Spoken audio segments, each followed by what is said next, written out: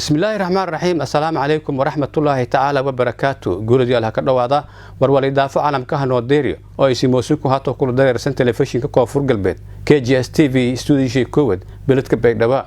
أنا أبشر محمد نور منديل لأن سين الدري ريد دونا وضبط وركا عالم كان كدور كرها ونصرون كان سين كهاينون ويبا قمتها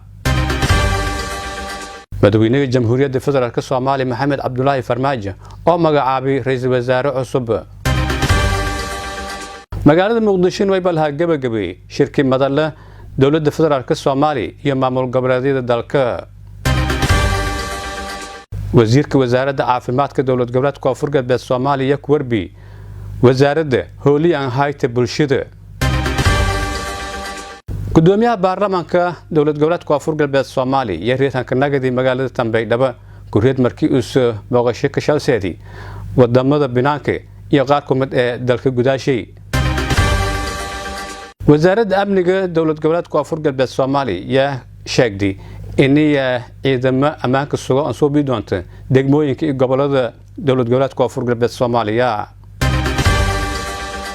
قولوا ديال وضب كان بنان كان ويبان نقدي دولة دشينا هي بنيتي إني دبعتك هايت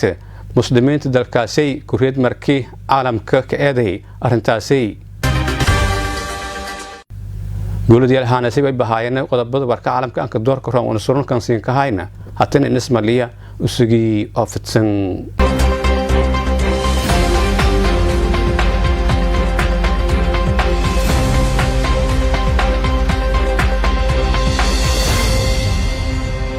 مدويني الجمهورية الفدرالية الصومالي محمد عبد الله فرماج يمق عابي رئيس وزراء عصب فافاين توركاسي عبد العزيز محمد سيريا يعني هاي تميت تضبطه بلد سجالات لما ذكون إلى باتنك مدينة جمهورية الفدرالية الصومالية مدن محمد عبد الله فرماجو يسوى فخصن قلبك السجاشنات دستور كميل ديرك ولي بوسمك عابي وزير كواد حكومة الفدرالية الصومالية كريد مركي قول شعبك يوكل سوني كلنا جذن حكومة ديهور إلى باتيش أنتي باللوليو لما ذكون إلى باتنك مدحوينها أول ترضوبا نسمي يا ولي باجيك أو تاريخ ذيك إيد أنت تميت تضبط سبتمبر لما ذكون إلى باتنك هير مدحوينه ولي بوسك مقعبي مدن محمد حسين روبلي ولي بنوس مقعبي حلك رئيس الوزراء حكومة الفدرالية الصومالية وسون أساس أوكل حسي أقونت ويارجنمذ إيه وليبا كرتديوس إن لي انتوس أنبغادا دذالة دولة الكرساء وليبا إيه هرمريوك قرشين تقارن مدوين محمد عبد الله فرماجو يفري رئيس الوزراء روبلي انتوس دق هندسة حكومة تايله أو دالكن هرسيدسة انتي كلهم جليدة دورش دذال مغتن جليدة سيدي حوجي لهاي قولوا لكو ديري أمني ريدن دسوك إذا ماذا قلب كودن سيده هرمريوك كابيالك دقالو باهين تأذيجي أساسيجي كمردليوك دقالك كودنك أرجع حسد أي وليبا مسوق ما سوق مدينة جمهورية ده يا وليبا وسكأتك شعبك الصومالية هيدا الدولة ده أي وليبا هندرجرت كدلك أنت يوجرب سرمان رئيس الوزراء عصب gudashada waajibaadka dastuuriga ee horyaala usoonan ku daa intiisa ku dhalaala mas'uuliyadda adag ee ka eedan adeegowka dalka iyo waliba dadka Abdulcasiis Maxamed Siiriya warbaahinta dawlad goboleedka Koonfur Galbeed magaalada Baydhabo magaalada Muqdisho way balha gabagabay shirkii madalla magaalada Muqdisho aan ku dareeri dawladda federaalka Soomaaliya iyo maamul goboleedyada dalka siisanin ka warmahay Faysal Sahal oo ka sugan magaalada Muqdisho shirkun iyo weel dhadeen madaxda dawladda federaalka iyo dawladaha xubno ku ay shir gudoomiyay madaxweynaha jamhuuriyadda federaalka Soomaaliya mudane Maxamed Cabdullaahi Farmaajo wana soo qayb galay kusimaha ra'iisul wasaaraha Mahdi Maxamed Guuleed Khadar madaxweynaha dawlad goboleedyada Puntland Saciid Cabdullaahi Dani Jubbaland Ahmed Maxamed Islaam Ahmed Madoobe madaxweynaha Koonfur Galbeed mudane Abdulcasiis Laftagaran madaxweynaha Galmudug Ahmed Cabdi Kaariye Qorqor madaxweynaha Hirshabeelle Dr. Maxamed Cabdi Waare iyo gudoomiyaha maamulka gobolka Banaadir waan ee doga caasimadda Muqdisho iyo maalmo socdi ku hadalay arrimo siyaasadeed ee ku jira dalka iyo sidii doorasho la isku raacsanayeen ku dhigi lahayd dalka shirkun uu soo socday kulamada dabarookay oo soo bilaawday samareebko iyo in isku kooyay madaxweynayaalka dawladda xubno ku ee dawladda federaalka Puntland Jubbaland Galmudug Hirshabeelle iyo Koonfur Galbeed oo ku dhaladay samareebto iyo wada taliyo ka weerin madaxda dawladda federaalka iyo dawladda xubno ku ee iyo maamulka gobolka Banaadir oo la xiriirisay dalka doorashada waqtiga ay ka dhigay lahayd wana iyo qabsooma lahayd mayna xusoo mudan anti shirku Muqdisho oo dhameystiran ay heliskii samareeb 3 shir madaxeed kantiisu Saudi Meel isla gorfeeyay xaalado siyaasadeed amni iyo bulsho ee ka hareeraysan qabsoomowka doorashada baarlamaanka federaalka iyo tan madaxweynaha taas oo iyo kordhiyaasa waqtigiisa waafaqsan heliisyadii Samareeb. Agaasima ku-xigeenka warfaafinta madaxtooyada Soomaaliya waana hayaha agaasimaha warfaafinta madaxtooyada iyo warbaahinta la wadaagi war murtiyeedka iyo soo wada jirahan saareen madaxda federaalka iyo dawladda xubno ku ee shir madaxeedkan inta uu socday waxaa la isla gorfeeyay xaaladda siyaasadeed amni iyo bulsho ee ku hareeraysan qabsoomidda doorashooyinka baarlamaanka federaaliga ah iyo tan madaxweynaha taas oo ku dhacda waqtigeeda si waafaqsan heshiiskii Dhuusamareeb. haddaba iyadoo taas laga ambaqaadayo waxay madaxdu ku dul shaqeeyeen heshiiskii ka soo baxay Samareeb 3 falanqayn dheer kadib iyaga oo dhowraya midnimada dalka iyo wadajirkiisa tixgelinayana xaaladaha amniga iyo siyaasadeed ee dalka ka jira loona qaban lahaa doorasho xilligeeda ku dhacda waxay isla qaateen qodobadan soo socda. qodobka koowaad in dawladda federaalka ay magacowdo guddi doorasho oo heer federaal ah kaas oo kaashanaya guddi doorasho oo heer dawlad goboleed ah. in deegaanada doorashooyinka dawladaha xubnaha ka ah ee dawladda federaalka ah lagu asteeyo 2 magaalo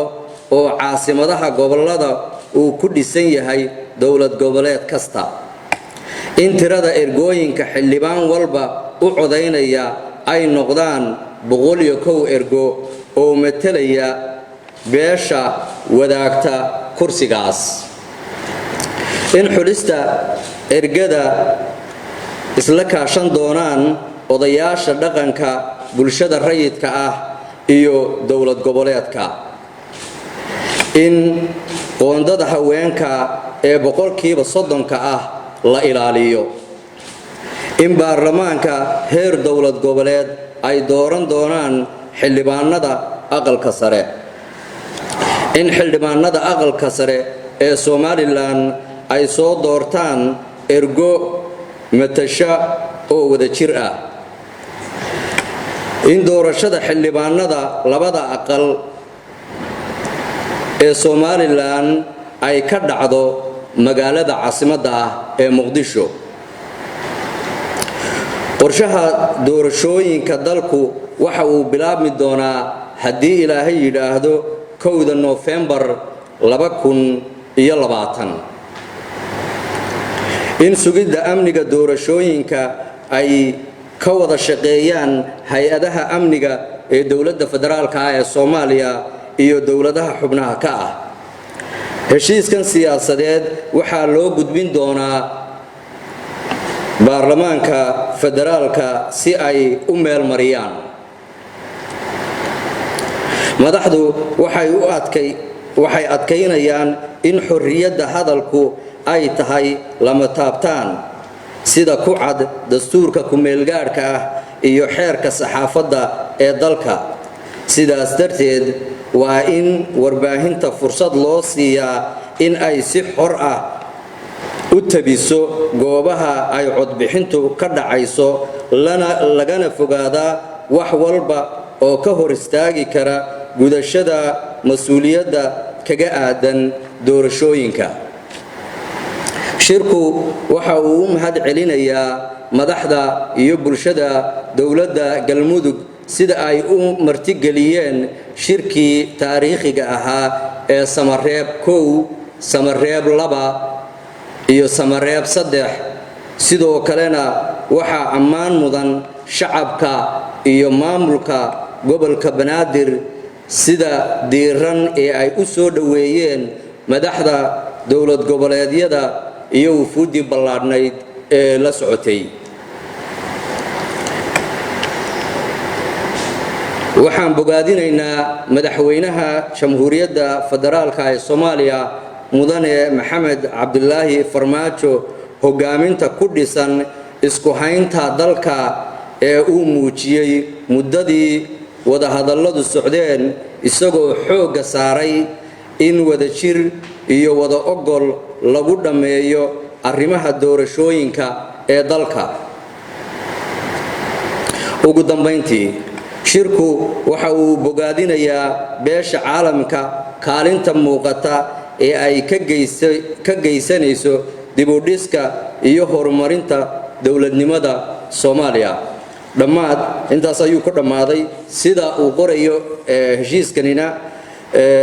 waxaa la horgeyn doonaa haddii ilaahay yidhaahdo baarlamaanka federaalka ah si uu u meel mariyo. waad mahadsantihiin. shirkuun leh ka gabagabeeyay magaalada Muqdisho ee caasimadda dalka isla markaasna dhexay madaxda federaalka iyo dawlado xubno ku dawladda federaalka iyo muddo maalmo ku socday intii uu socdayna meel ka gorofay xaalado siyaasadeed ee ku jira dalka iyadoo isbedel la ka soo bixiyay liiskii siyaasadeed ee la hagadeeray magaalada Samareeb ee xarunta dawlad goboleedka Galmudug. Faisal Maxamed Isaaq, warbaahinta dawladda Koonfur Galbeed, madaxtooyada Soomaaliya, magaalada Muqdisho. gudoomiyaha baarlamaanka dawlad goboleedka Koonfur Galbeed Soomaaliya iyo reerka nagadi magaalada Tanbeeg dhaba ku reed markii uu booqasho ka saadi wadamada qaar iyo guud dalkaba sidoo saniin warmaha Faisal Daayo Hussein.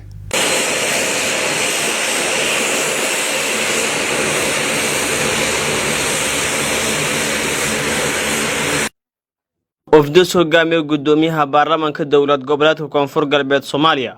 Ambassador Dr. Ali Said Faqiya gelinkii dambiga ka diray magaalada Baydhabo xarunta gobolka Baaya waliba ofdu gudoomiyaha garoonka diyaarado Baydhabo ka dhawaay lamada gudoomiye ku xigeen ee baarlamaanka wasiirada xildhibaan ku tirsan dawlad goboleedka Koonfur Galbeed qaar ku mid ah agaasimayaasha Koonfur Galbeed saraakiil ciidamada ururada bulshada magaalada Baydhabo iyo mas'uuliyiin kale gudoomiyaha ayaa safaro shaqan ka maqnay dalka iyo binaanshay antaas kuleed ofdu gudoomiyaha hogaamiyaha waliba la hangalbi arunta baarlamaanka Koonfur Galbeed meelaas kulan soo waraysi kala qaaday mas'uuliyiinta shirkadiisana garoonka ka dhawaaytay gudoomiye ku xigeenka koowaad ee baarlamaanka dawlad goboleedka Koonfur Galbeed mudane Maxamed Nur Maalin aan ka horeyntii qaaday hadalka dhawaayo ee magaalada Baydhabo ka dhawaay wafdu soo hogaamiye gudoomiyaha baarlamaanka Koonfur Galbeed mudane gudoomiye ku xigeen xildhibaanada wasiirada soo dhaweynta hadhawayteen gudoomiyaha baarlamaanka eedeedan ka mahadsantiin gudoomiye soo dhawow waa ku soo dhawow Baydhabo wax dhib ma jiraan waa la fiican yahay marka soo dhawaan kulana gudoomiyaha baarlamaanka dawlad goboleedka Koonfur Galbeed Soomaaliya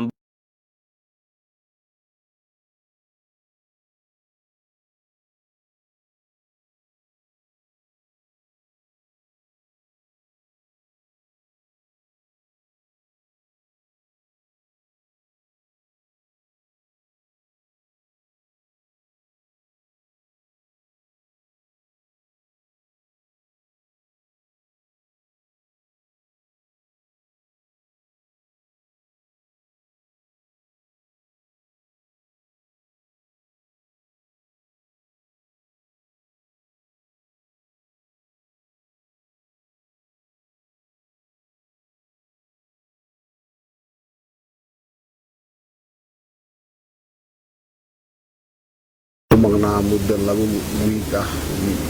wadanka Belgiumka kadibna waxaan ku soo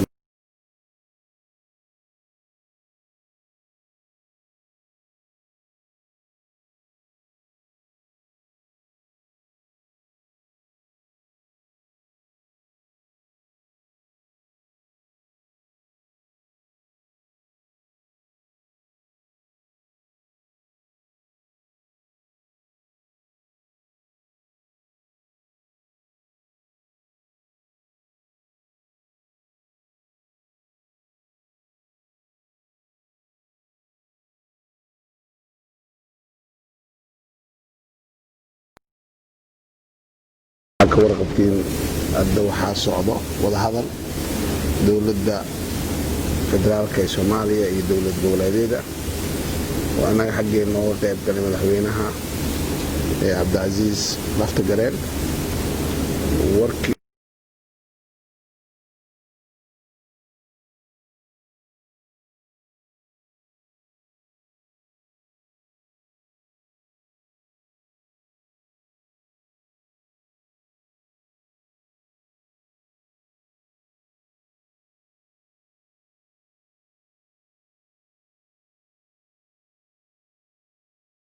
wasaaradda amniga gudaha dowlad goboleedka koonfur galbeed Soomaaliya ayaa sheegtay in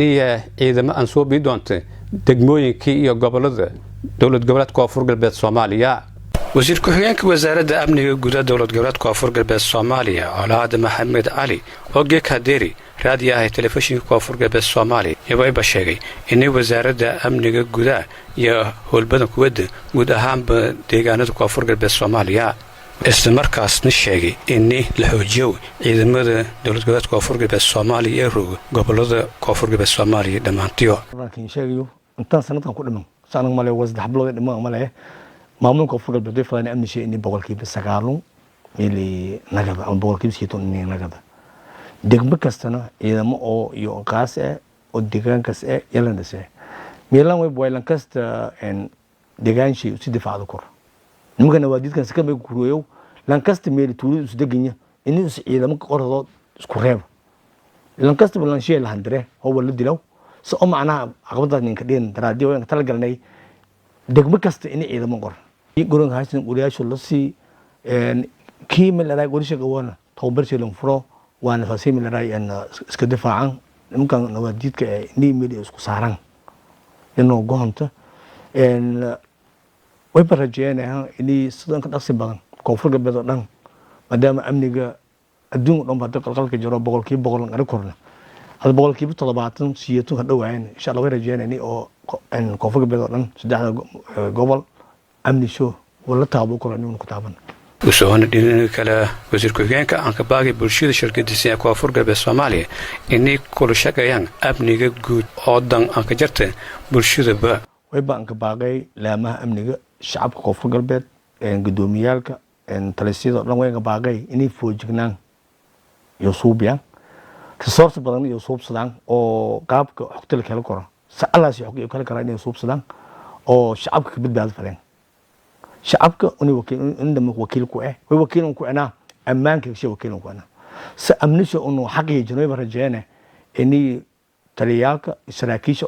إني يو رسورس كبديان إنه فوجنا كبديان يان كباقي ميلان كوريت إن قف جدود بوري يدينوني سوي كور قبطان ماليشيات كان أو نواديد كأ يا إيدت كان نباتيان ميل سهوير راين الحمد لله كقولي سنة إن عيدا مدي انصال دقنا لما دا حرمات أو عيدا حنكو بحكر الميلسي يا وانا أمرك بيني وانا إتا وانا كسوطة هذا أمنيقا أو سان رجيو إن كوفر قلبات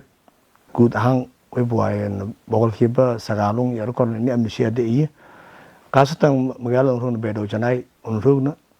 بغل كيبا بغل يأمني شيء يركور إن خاصة بيدو وان إرم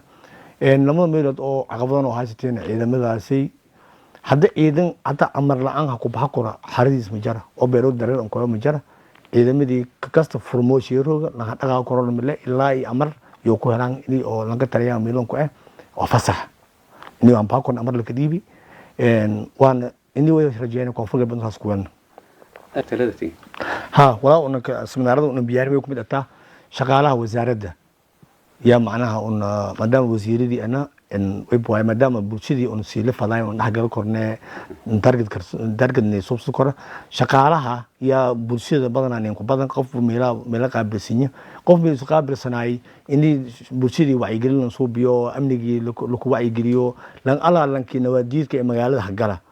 جيسا وقالوا أم باور كوي أم لك كوي أم موتو كوي ويبقى لك وعي قليها إني هنين جود بيان شغالان هنين جود بيان نكاسي وايلا عند ذكي شعبكي مجال هذا ولا يهنشجعن درجة هنين شجعن ونوب هنين شجعن لامي أمريكا نبصكود بوريسك نين جود بينا لانك حقلاو مسونا سنة بحرق أبدا إن حتى نيرد سبورتس كوي بكرير قليها هني إني جرونكا إني تهميك أن نصوبنا إن نال أو سبوتلايت وين نصوبنا هذا مين جرونكا بدوتا إني لكتير يا رجال ولا ير حتى قرن يرلق بدو سيلاهين من سيلاهين ميلس معنا وزارة دون كوين وزيكو حين كوين رسمي كا كوين نقرأ ميدي ديرجرين صوبنا يا ويلاهين إن قيبة أو دي دقن إن ياران بدنا بإن دتك شعب كاشتغل يسلاو دت معنا أو بعمونده من بدن سكويرين دت بعمونده إن دتك شغل يسلاو نمي أركورا إن شغوين كان هيرا جيك إن وديره ama saarayl dheere ama gaboweyl dheere ama ma erkora maadaama iyo ciido maalmo ciido leeyid saddexda maalmood ama maalmood hata ciido leeyid danayaan inuu ciyaaraha bandhigaan kulli maalmogaas iyona iyada culays ku insaarnay si amni daroon ku ay fadhi amni shoona seefon ku iyo in iswalan ka dhina wasaaradda amniga gudaha dowlad goboleedka koonfur galbeed Soomaaliya iyo muddooyinka wayba ciidamada ammaanka sugaya ku howlgalayaasii guud ahaanba gobolada iyo degmooyinka dowlad goboleedka koonfur galbeed Soomaaliya iyo dhawaanna deegaano ku tirsan gobolka Shabeellaha Hoose iyo ciidamada Ansuubidi oo sugo ammaanka degmooyinka gobolada Shabeellaha Hoose Abshir Maxamed Nuur KGS TV baydhabo wasiirka wasaaradda caafimaadka dowlad goboleedka koonfur galbeed Soomaaliya oo hadeeri stuudiyaha telefishinka koonfur galbeed Soomaaliya ku warbi wasaaradda caafimaadka hooliyan hay'adda bulshada Cabdinaasir Musharraf iyo warkaasaynin hay wasiirka wasaaradda caafimaadka dowlad goboleedka koonfur galbeed mudane Maxamed Xaaji Usmaan Jiidow oo toddobaadkan marti ka hay barnaamijka dooda jamaada ee ku bahow telefishinka koonfur galbeed iyo waliba raadiyaha yaa waliba uu ku hadalay walqabad iyo kooban ee muddada rooga wasaaradda caafimaadka dowlad goboleedka koonfur galbeed walibana uu sharaxay muddada rooga adeegyada caafimaadka ee wasaaradda ku fuliday guutaan deegaanada dowlad goboleedka koonfur galbeed oo aan ka horeyta magaalada Baydhabo aniga wasiirka wasaaradda caafimaadka ee dowlad goboleedka koonfur galbeed Soomaaliya markii la magacaabay taariikhdan ay amadeen 27 Febraayo waxaan xafiiska la wareegay 5 bisha Maarso 2019 waxaa wasaaradda caafimaadka dowlad goboleedka koonfur galbeed u joogay shaqaale badan waxaan ku aaday xilli oo shaqaale qaarkood kontraktiga gaab ku jiraan wasiirkii hore wasaaradda caafimaadka dowlad goboleedka koonfur galbeed uu wareejiyay shaqaale dhan 953 qaarkoodana gaab ku jireen kadib waxaa sameynay shaqaalihii gaab ku jiray ayaa kontraktiga heleen oo cusbeenaysiinay aniga ka wasiir ahaan markaan joogay xafiiska waxaan qorshe ku tagnay madaxweynaha dowlad goboleedka koonfur galbeed degmada Xudur degmadaasna aan ka sameynay dhagax dhig masjidka hooyada iyo dhallaanka oo naga taageeraysay hay'adda UN Habitat waxyaalaha kale aan qabanay waxaa ka mid ah in isbitaalkii degmada Xudur marka aniga madaxweynaha aadan degmadaas Xudur oo shaqaalihii gaab ku jireen anagoo Xudur markaan kusoo laabanay shaqaalihii gaabku ay ka baxeen waxyaalaha kale aan qabtay waxaa ka mid ah in wasaaradda caafimaadka dowlad goboleedka koonfur galbeed Soomaaliya in xafiiskii shaqaalaha wasaaradda qof walba in shaqadiisa madax bannaanaado ku shaqaysto la shaqeeyo qofka kale ee dowladda federaalka la joogo HR-ka dowladda federaalka iyo HR wasaaradda caafimaadka koonfur galbeed inay wada shaqeeyaan qof walba boolis ambalaaninka wasaaradda caafimaadka koonfur galbeed boolis ambalaaninka wasaaradda caafimaadka federaalka inay wada shaqeeyaan xamaraan safar ku gaaray wasiiradda caafimaadka la kulmay codsigiina iga ajibtay email u diray shaqaalihii hadda toos oo isku xiran yihiin waxyaalaha kale aan qaban waxaa ka mid ah waxaan booqasho ku tagay degmada Marka ee gobolka Shabeellaha Hoose iidan xaaladeeda u liidatay isbitaalkii degmadii oo daawo la'aan rafaad ka jiray waxaan sameynay waxa isbitaalkii degmada Marka in daawooyinka meel aan saarnay iyo keed daawo oo maanta aan sameynay degmada Marka keed kama dhisin guri oo xafiis NGO ay leedahay bakhaar weyn aan daawo ku keedinaa wasiirka caafimaadka koonfur galbeed iyo siyaasadda waliba uu ku hadalay si wasaaradda caafimaadka dowlad goboleedka koonfur galbeed aan la harbeeyay cudurka coronavirus oo guud ahaan dunida isu wada deeray iyadoona kaalin weyn ku qaadatay wacyigelinta bulshada ee ka eedan cudurka coronavirus cudurkan safarka COVID-19 markii oo adduunka dhan ka qeyliyay kadibna waxaa soo gaaray Soomaaliya kiisku wareegay waxaa laga helay magaalada Muqdisho markii kiisku wareegay la helay wasaaradda caafimaadka dowladda federaalka Soomaaliya waxay isku yeertay shir isku imaanay wasaaradda caafimaadka ee dowlad goboleedyada shirkaas ayaa looga hadlay sidii cudurkaas dilaaga safarka in deegaanada dowlad goboleedyada dhan in ay gacmaha isqabsadaan ka shaqeeyaan wasaaradda howl ka shaqeyso iyo kaashanaysa wasaaradda caafimaadka dowladda federaalka soomaaliya anaga wasaarad ahaan waxaa sameynay in xuduudaha koonfur galbeed shaqaalaan geyno sida ceelberdi iyo yeed ilaa quraacjoomo shaqaale wasaaradda caafimaadka dowladda koonfur galbeed in qof kasta xuduudda soo galaa in la baaro ciddii cudurkaas hortay meel karantiin laga geliyo wasaaradda waxaa qabo kartan inay ka qabato cudurkaasna waa ognahay bulshada soomaaliyeedna waa ogtahay bulshada koonfur galbeedna waa ogtahay cudurkaas cudur safmar ahaa adduunyadii dhanaan qaqeeysiiyey wadamada waaweyn ayaa cawaadkooda waxay maanta in loo gurmado anaga koonfur galbeed ahaan iyo soomaaliya maanta cudurku maanta oo aan dhihi karna meelaan istaari karnaa maxbadanaa qaban karnaa ma aheen haddii dadaal badan sameyn anagoo kaashanayno culummadeena waxaan ka akrinayeen habeenii maalin taagnaayeen wasaaraddan wacyigelin badan ay sameysay horaa loo sheegay waxaa lahay daaweynta waxaa ka fiican kahortaga waxaa ka fiican wacyigelinta in wacyigelin la sameeyo si bulshada koonfur galbeed cudurkaas u dhibaataynin marka saasaan sameynay wasaarad ahaan dadaalka aan sameynay ognahay deegaanada koonfur galbeed dhan waxaa cagabka soo gaaray dowladda federaalka laga soo gaaray waa gaarsiinay degmooyinka muhiimka oo ahaa degmooyin qaar waxaa jirtay goodoon ah baabuur soo geleynin sida dinsoor iyo waajid meelaha baabuur soo geleynin diyaarada lagu tagayo waxaan sameynay alboorada shaqaala dhignay in qof kasta oo muqdisho ka imaado ama sida Itoobiya meel kasta ka imaado deegaanadii soo galaya in la baaro sida arkeen waxaa laga yaabaa in wasaaradda caafimaadka koonfur galbeed shaqadeeda idinka baarteen waxay ka shaqeysay erdoorka baydhabo shaqaalaha u joogay qof kasta imaanayn waa la baaraya magaalada baydhabo soo geleynin cudurkaasna waa cudur dilaayo cabdina weli dadka deegaanada koonfur galbeed ku nool iyo soomaaliya waxay aaminsan yihiin in corona iyo dhammaaday weli ma dhammaanin wuu jiraa wuu yaraaday keliya dhibaatadii weyneed oo yareeyey weli hal iyo laba qof waxaana soomaaliyada wasaaradda caafimaadka dowladda federaalka ilaa hadda waa ka shaqeysaa annagana wasaarad ahaan shaqadii waa wadnaa isbitaalkii wuu furan yahay karantiilka wuu shaqeynayaa cid kasta oo reer koonfur galbeed oo magaalada baydhabo joogo safar aadayo waxaa laga yaabaa inuu aadi jiray magaalada muqdisho si loogu baaro coronavirus warqada loo siiyo kadibna xamar ku dowlo waxaanu sheegaynaa bulshada reer koonfur galbeed khaasatan reer baydhabo in wasaaradda caafimaadka koonfur galbeed ay maanta diyaar u tahay in qof kastoo safar u socdo inay koronaan ka baarto warqadeedana ay siiso in haddii xamar oo tagan nambarkiisa uu sheegaa daatada dhanaa lahaa inuu korona qabin oo laogyahay oo la arkaa tartiibkiisa waa u baxa